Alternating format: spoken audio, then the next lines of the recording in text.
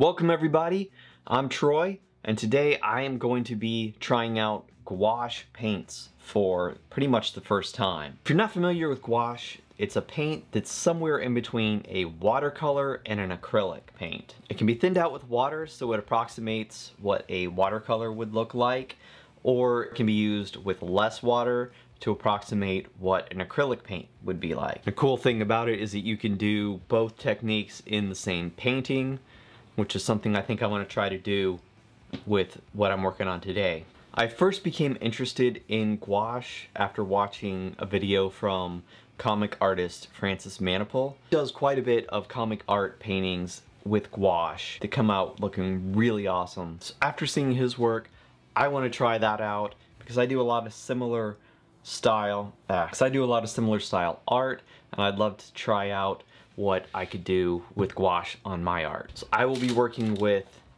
this 24-piece gouache set that I got from Michaels. It's nothing fancy, it's the Michaels Artist Loft store brand, but I think it'll be perfectly fine for what I'm trying out today to at least get me started and familiar with how gouache works. First things first, we want to tape down the page. This will help to reduce warping as the paper gets wet. It won't completely eliminate it, but it will help to reduce it quite a bit.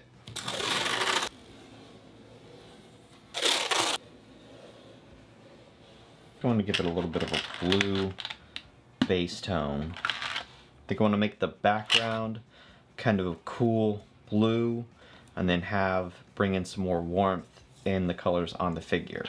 So the background's blue, her sweater might be kind of a warmer orangish yellow, but not like a pure yellow or orange.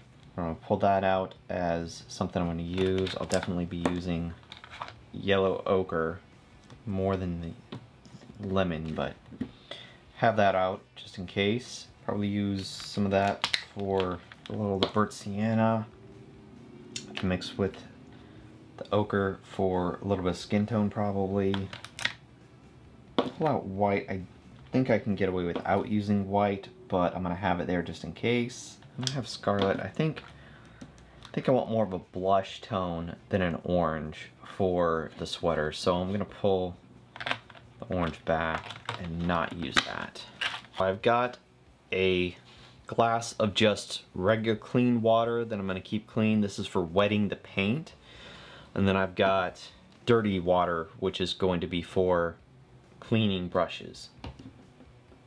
Do a thin, more watercolory blue. So I'm going to kind of mix that, try to get that pretty thin.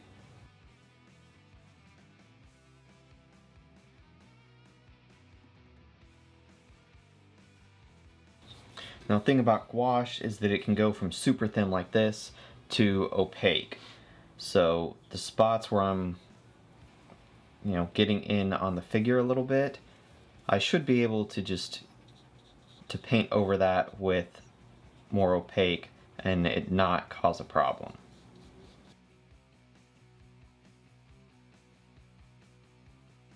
As I'm painting, I realized that I could have thinned out the paint a lot more to achieve a more watercolor-like look that I had originally hoped to get.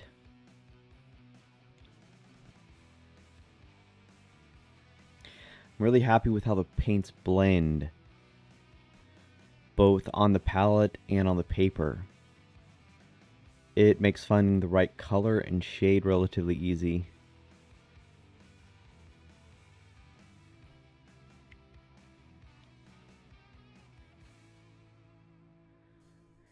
After I got done painting the skin, or at least the base layer of the skin, I realized I should have done the shadows first. Put those down as a darker, kind of cooler color. I didn't feel like putting the shadows on top of the primary color looked as good.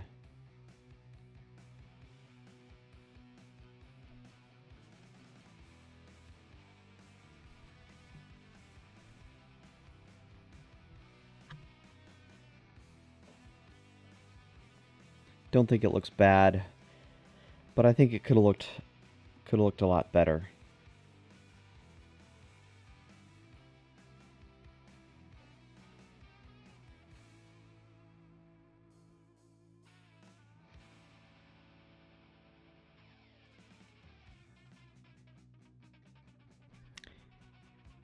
Working on the sweater and the hair, I started those guys with the shadow and making them a blue.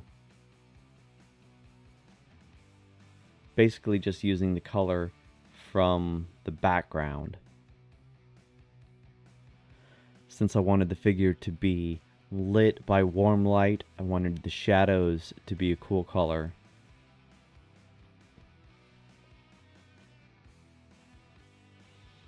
And it seemed to just make sense to me to have that cool color just be the background color. Especially since I already had it on the palette. The warmer colors over those cooler shadow colors blended nicely. I think that area had the most watercolory effect, which I was really happy with that.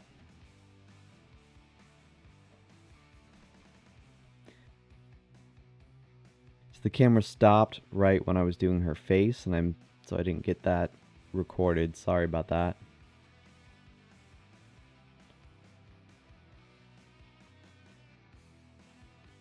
And to finish things up, going in using a Pigma Micron brush pen to ink the lines to make them nice and clear and crisp.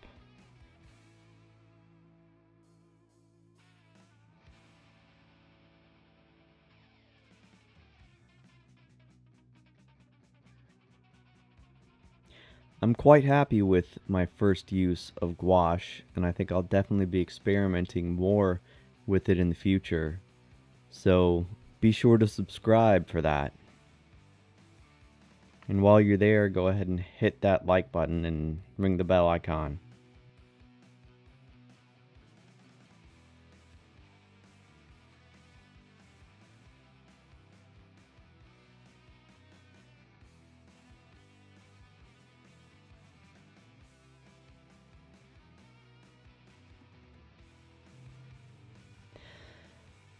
So there it is, the final work,